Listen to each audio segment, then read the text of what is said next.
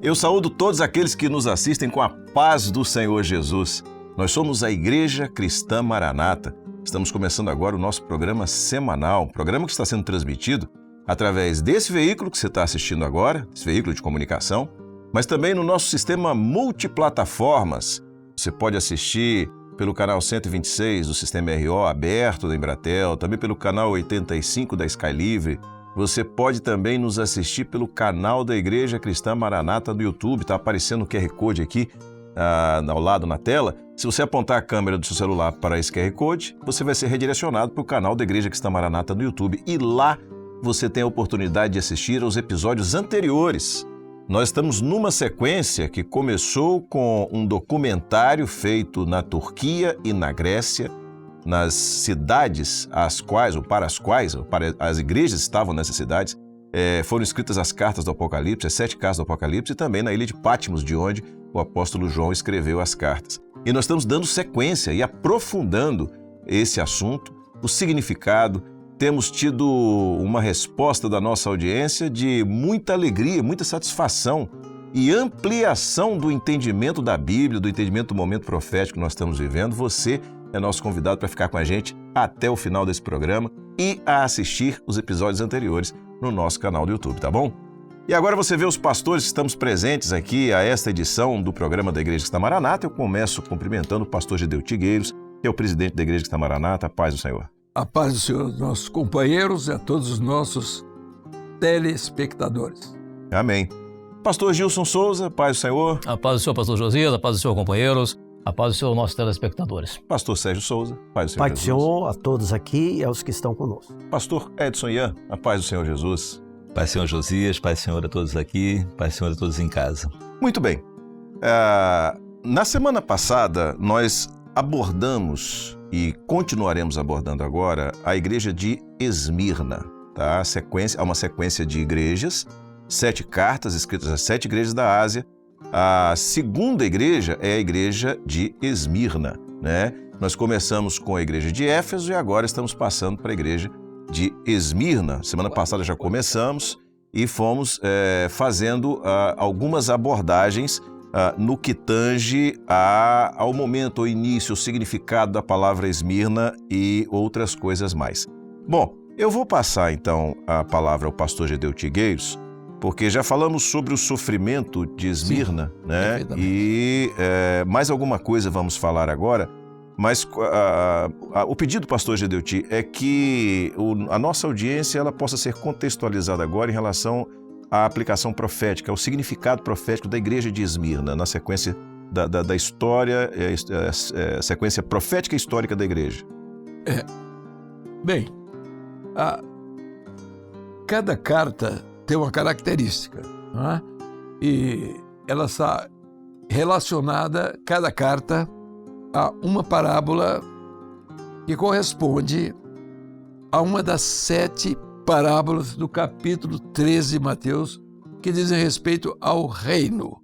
Então, hoje nós temos as 7 cartas que dizem respeito ao reino. Então, o período histórico e profético da igreja, desde o seu primeiro dia até o momento do seu arrebatamento. Para nós, isso tem significado porque é um acompanhamento profético. Nós não estamos adivinhando, nós não estamos querendo colocar coisas que não existem, mas nós estamos falando de tempos que se passaram e tempos que estamos vivendo. E há uma semelhança muito grande daquele tempo que foi o início da igreja com o nosso tempo. Por exemplo, quando você fala em perseguição, a igreja, então nós vamos ver o tipo de perseguição que se dava naquele tempo à igreja. E quem promovia esse tipo de perseguição?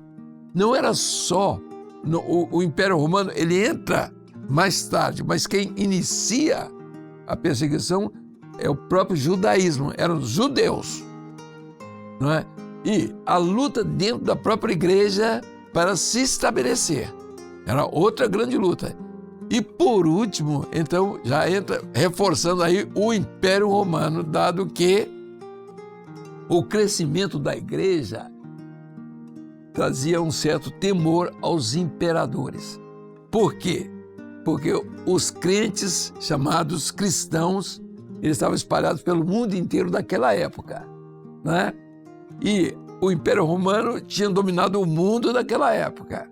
Então, os imperadores, eles tinham medo, porque os cristãos estavam em todas as partes. E a segunda coisa, não tinham medo da morte. Era isso que caracterizava, porque era a doutrina. Então, há uma pergunta que você fez, eu acho que deixou feito sobre a questão da doutrina. O que firmou a doutrina? Eles não tinham medo da morte. Então, o testemunho deles não era dado como nós hoje temos os meios de comunicação, as mídias, com toda facilidade hoje, não é? Naquela época, os meios de comunicação era a própria vida, né? Era o escândalo da morte, né? Que era uma festa. Então, era uma festa para todos que iam assistir. Era um espetáculo. Era um espetáculo, né? Que o mundo oferecia, mas que era a única forma como o Evangelho podia dizer da sua existência, não é? Ele podia confirmar a sua existência. Então, nós vamos ver, nós temos dois aspectos, dois tipos de perseguição. Houve uma perseguição, então, tudo na igreja de Esmirna. A palavra mirra, todo mundo já sabe, diz respeito àquela planta, não é? Que tem algo que não, vamos dizer, é um perfume, e de certa forma fazia parte da perfumaria até dos embalsamamentos, que queria dizer preservação do corpo.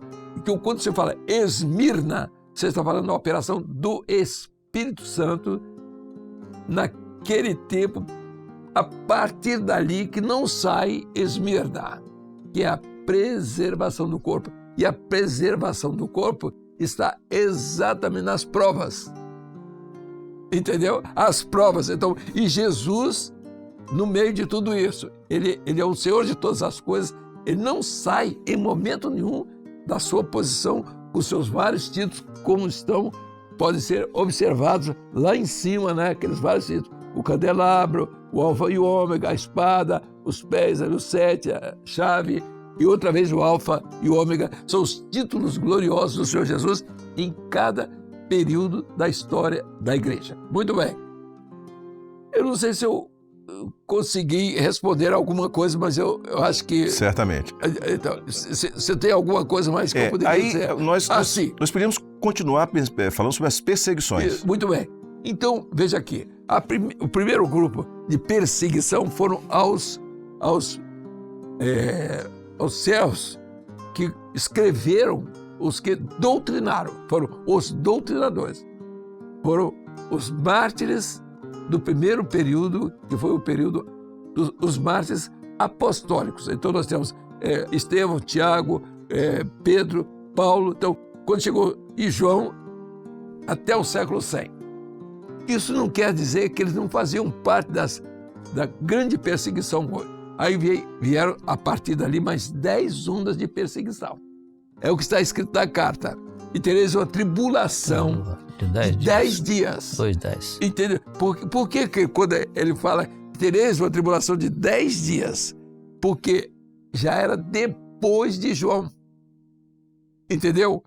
A igreja, ela veio sofrer, de fato, a igreja do sofrimento, ela pega o primeiro dia. A partir de Estevão, ela já passou a ser Esmirna. E ela só vai desaparecer depois, lá na frente, o efeito dela, né, quando a fé vai desaparecer. Primeiro foi contra a palavra, o Pai. A segunda, hoje, contra o Filho, que é Jesus, que é Esmirna. E a terceira, que vem depois, nós vamos tratar disso aí, é contra o Espírito Santo. Agora, com relação a isso, então nós temos 2 tipos de perseguição, mas todas elas fazem parte de Esmirna. Apesar do tempo, mas fazem. Então começa em Éfeso e vai terminar em Pérgamo, né? A grande perseguição. Então, Esmirna esteve nesse período. Com relação, então, agora, qual a diferença de perseguição? Então, vou voltando. A perseguição a igreja aos apóstolos, que era a igreja apostólica, era porque eles foram os que disciplinaram e doutrinaram, por causa da doutrina. Eles foram perseguidos por causa da doutrina. E a Esmirna é diferente, porque os que foram perseguidos foi porque eles viveram a doutrina. Aqueles pregaram e os outros viveram. Então, pelo fato de viver a doutrina, então vê os resultados. Eles tinham que morrer, porque a doutrina é morte e ressurreição. Jesus morreu, ressuscitou. É isso que vocês querem, então? Vocês vão morrer? Porque não é isso que vocês estão pregando, a ressurreição? Então, é uma coisa boa, morre aí. Eles morriam.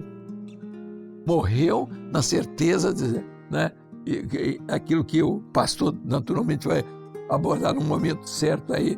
E a fidelidade ali não era ser bonzinho, não era ser crente, não era dar dízimo, nada disso. A fidelidade era até a morte. Amém. Então, não foi na morte, correu, ficou com medo, perdeu. Entendeu? Então, a doutrina consolidada.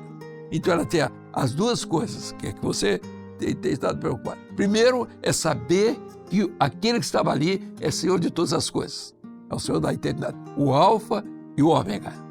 E a segunda é aquilo que o Pentecostes trouxe, que era uma coisa anormal em todos os cultos que existiam até ali, que era a descida do Espírito Santo, né? Que teve que ser explicado. Todo mundo disse, esses homens estão embriagados. Não, senhor, eles estão embriagados. A terceira hora do dia, porque a primeira é do Pai, a segunda do Filho e a terceira do Espírito Santo. Né? Então, o Espírito Santo desceu naquela manhã, né? E todo mundo de Jerusalém estava alvoroçado e alvoroço, né? Que era partos, medas, elamitas, da Mesopotâmia e de outras partes, então, porque Jerusalém era uma cidade cosmopolita. E Pedro veio lá na porta do cenáculo e disse, esses homens não estão embriagados como vocês estão pensando, a terceira hora do dia. Mas para que aí ele entrega a grande mensagem para fora ali. Estão cheios do Espírito Santo. Foram os sinais que eles viveram, aqueles que estavam ali no cenáculo. Cumprimento de uma profecia. Exatamente. O que Jesus falou? Ficai em Jerusalém, até que do alto sejais revestidos de poder. E quem estiver em Jerusalém vai estar revestido de poder. Amém. Não só naquele dia, mas hoje. Amém. Glória a Jesus. Glória a Deus. Eu acho que eu disse tudo.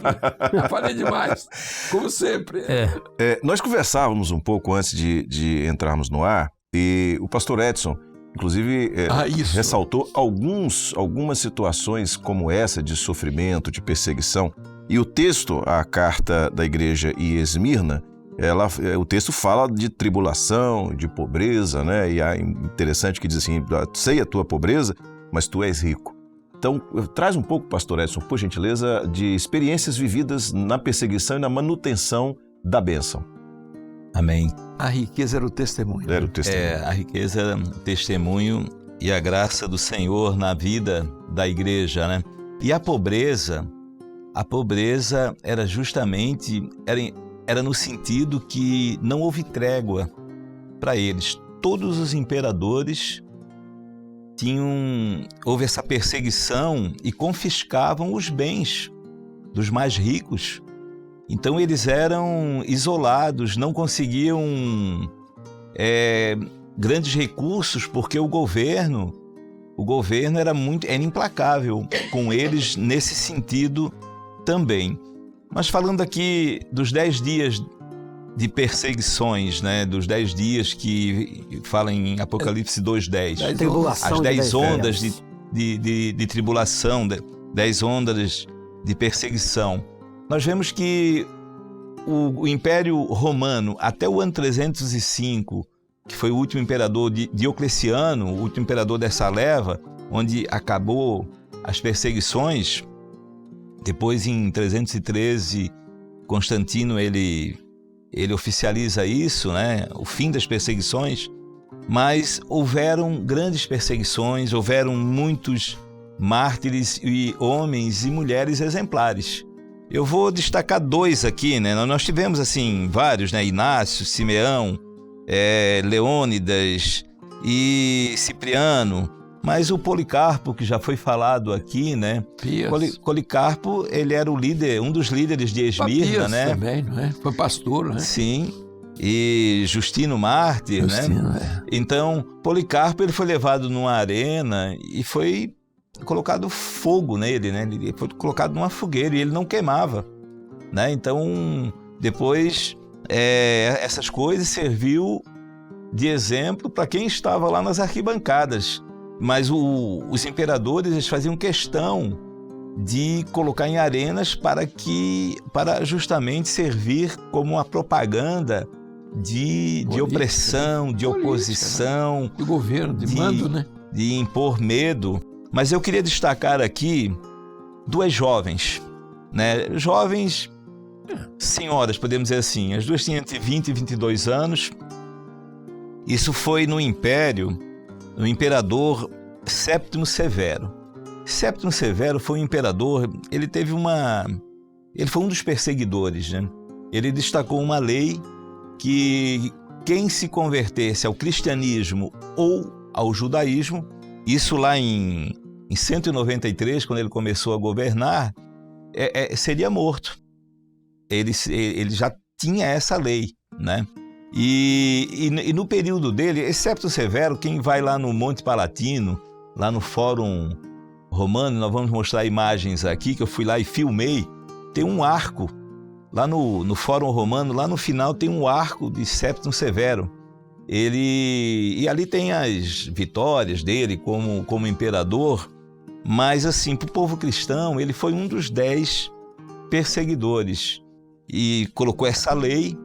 E ele foi o imperador responsável pela morte de Perpétua e Felicidade. Quem era Perpétua e Felicidade?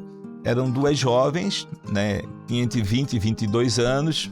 Eles eram lá da cidade de Cartago, né, lá na Tunísia, atual Tunísia. Na época também o nome já era Tunísia, o norte da África. A Perpétua era de uma família rica, mas convertida. Só o pai não tinha se convertido. E a Felicidade era tipo uma escrava ou uma empregada. E ficaram amigas. As duas eram convertidas e as duas tinham a mesma idade. E nessa perseguição, nessa lei de Séptimo Severo, a perseguição chegou até elas, porque o norte da África, né, a Tunísia, pertencia ao Império Romano.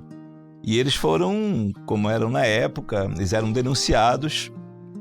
E o pai de Perpétua, ele não era convertido. E ele foi até a prisão 2 vezes. Né? E isso tem um diário histórico dela, Perpétua, e tem nos atos lá oficiais também o relato, né? um confirmando o outro. Então ela vai para as arenas, mas o pai dela vai visitar ela 2 vezes. Minha filha, nega esse Jesus que tu vai ficar livre. E ela simplesmente disse: não, pai, eu não vou negar a fé que eu tenho em Jesus, porque ela tinha experiência com dons espirituais. Relata ali vários dons, tem 4 dons que ela relata. Ela relata que ela subiu uma escada e no meio da escada tinha uma serpente. Noutra, ela relata que ela teve uma visão que 4 anjos levavam ela num jardim muito bonito. E uma das últimas visões que ela teve, ela lutava com um egípcio. Eu creio que ela nem teve um discernimento muito correto. Ela teve um discernimento lá, né, dessa luta com um egípcio. Então, quando o pai veio para ela, nega Jesus, ela, não vou negar. E o pai dela saía da prisão, ela ia aos que estavam com ela e dizia assim, não neguem o Senhor por nada. Nada, não neguem o Senhor. Então, ela foi firme, foram levadas para a arena, tinham no mínimo 6 cristãos ali também. E nos homens eles colocaram um javali, um leopardo e um urso para atacá-los. E as mulheres colocaram uma vaca selvagem.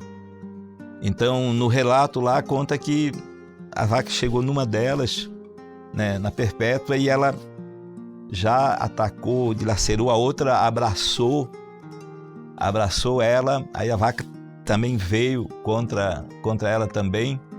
E aí veio um soldado e deu a espadada ali, decapitou a Perpétua, que era a de família rica, né? E a outra ficou abraçada nela e o soldado deu na outra também, mas errou. E daí ela diz assim: tu erraste, acerta aqui. E o soldado deu a segunda espadada e aí decapitou No pescoço. no pescoço e decapitou ela. Mas não negaram a fé. Então foi... É um relato de fé. que mostra a grandeza, a riqueza e a disposição, o significado de uma experiência real com o Senhor Jesus na vida do homem. Eu queria passar a palavra para o pastor Gilson, porque eram 3 tipos de perseguição que haviam naquela época: as feras, as fogueiras e as cruzes. Qual o paralelo profético que nós fazemos com aquilo que a igreja vive hoje? Porque a maravilha da Bíblia é que a palavra é viva. Então, aquilo que nós lemos acerca da igreja de Esmirna, né, na carta, se aplicou profeticamente ao que viria a acontecer, né? Porque João escreveu em Patmos, se aplicou profeticamente ao que viria a acontecer na sequência da história da igreja e se aplica hoje na vida da igreja. Qual o paralelo que nós podemos fazer?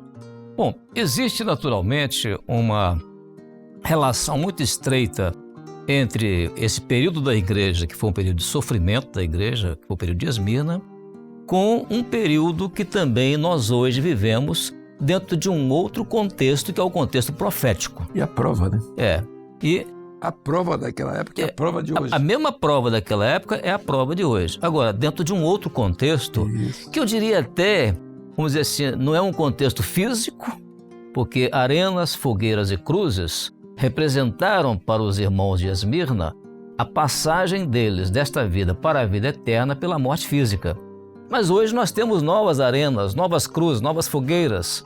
Ou seja, vivemos num mundo em que este mundo está posto no maligno, como a palavra do Senhor diz, e esse mundo então está cheio de carne, as feras estão devorando carne, tudo hoje está voltado àquilo que é carnal, ou seja, a carne. É o que está sendo valorizado nos dias de hoje. Então, o que é preciso fazer? É preciso nós agora, os crentes em Jesus, nós então colocarmos a ação do Espírito Santo sobre a carne para que a luta entre a carne e o Espírito, a carne seja vencida e o Espírito prevaleça. Temos também hoje as cruzes. O que são as cruzes? As cruzes não são as coisas que nós carregamos, os problemas que nós carregamos, não. A nossa cruz é o nosso próprio eu. Como foi o de Paulo. Paulo dizia sobre isso, ele dizia: eu já estou crucificado com Cristo e vivo não mais eu, ou seja, o meu ego, mas Cristo vive em mim. Então é preciso hoje colocar o nosso eu sendo crucificado com Cristo para que Cristo viva em nós. Então isso é um sentido profético. Também as fogueiras. Por que as fogueiras? Porque a fogueira fala do fogo, a ação do Espírito Santo, aquela ação de queimar a impureza. E há aqueles que se opõem contra A revelação, né? que é a revelação do Espírito Santo. Então, aqueles que se opõem contra o fogo do Espírito Santo, eles precisam então agora entender que essa ação ela é uma ação purificadora, é a ação do Espírito Santo. Então, é um momento que nós estamos vivendo profeticamente, no sentido espiritual, daquilo que os irmãos na igreja primitiva, lá nos dias de Esmirna, viveram, pastor Josias. E o que é interessante é que, repetindo, eles então passaram para a eternidade através da morte física. Agora vai ser o momento em que a igreja, nos últimos tempos, é a igreja que vai ser transformada em corpo glorioso para o encontro com o Senhor, e ela precisa estar também crucificada com Cristo, ela precisa estar também consciente de que a luta contra a carne precisa ser vencida, e também ela precisa da ação do fogo do Espírito Santo para estar preparada, purificada, santificada, para poder passar para a eternidade através do arrebatamento. Glória a Jesus. Muito Pastor bom. Gideuti quer fazer um comentário? Não, o que é muito importante com relação à palavra, né?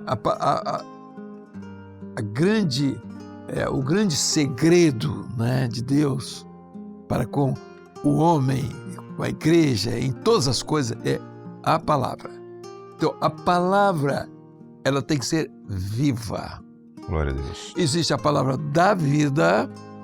Então, eu sei, qual é a palavra da vida? Jesus salva, Jesus batiza com o Espírito Santo, Jesus cura, é a palavra da vida. Mas a experiência, aquilo que você vê, é a palavra viva. É diferente. E se nós não tivermos uma palavra viva, seremos silêncio e morte.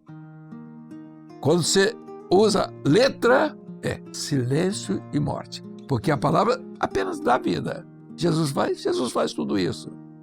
Mas quando você vive, é diferente. Então, e se você não vive a palavra, e a nossa grande preocupação é essa. O ensino aqui não é de novidade, que ninguém está aqui para falar a respeito de um sofrimento que uma igreja tinha, né? Quando, na entrada das famílias para as arenas, a noite inteira eles cantavam, os crentes cantavam. A cidade ouvia porque não tinha barulho, né? E Roma era muito próprio para isso. Então, e muitos se convertiam com o testemunho. Como é que esse povo vai entrar amanhã cedo nas arenas cantando? E não era mais só isso.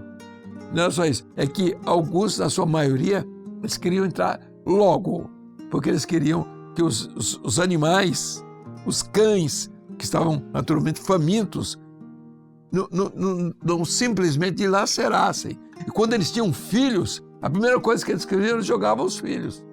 Por quê? Para que o leão, que estava com fome, destruísse totalmente. Porque senão, de noite, os familiares vinham com chamas acesas procurar os seus que estavam gemendo lá. Lá não tinha SAMU, não tinha nada.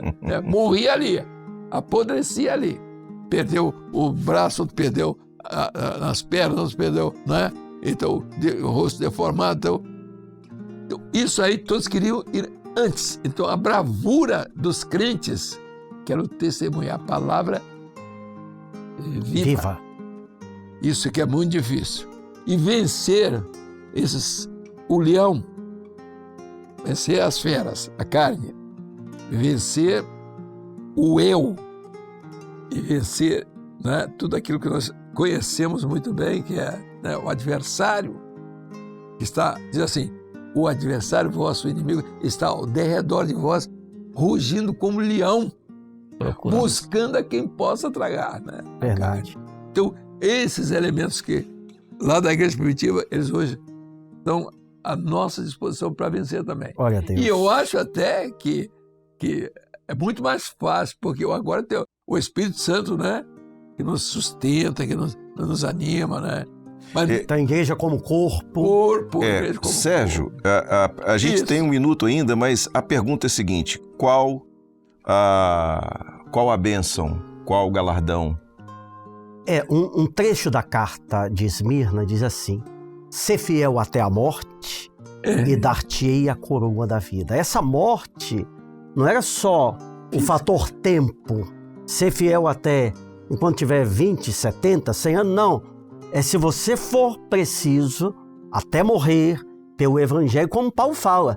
Eu estou pronto não somente a ser ligado, a ser preso, mas a morrer pelo Evangelho, pelo nome do Senhor. O fiel, ele tem uma certeza e ele testemunha, enfrenta tudo isso que foi relatado, porque ele sabe que a sua recompensa não é de valores desta vida, mas é a vida eterna com Deus. Glória a Jesus. Bom, infelizmente o nosso tempo acabou. Me despeço de todos com a paz do Senhor Jesus. E para você que está nos assistindo, semana que vem a gente volta e nós vamos entrar na parábola do joio e do trigo. Aguarda, semana que vem, se Deus quiser. A todos a paz do Senhor Jesus.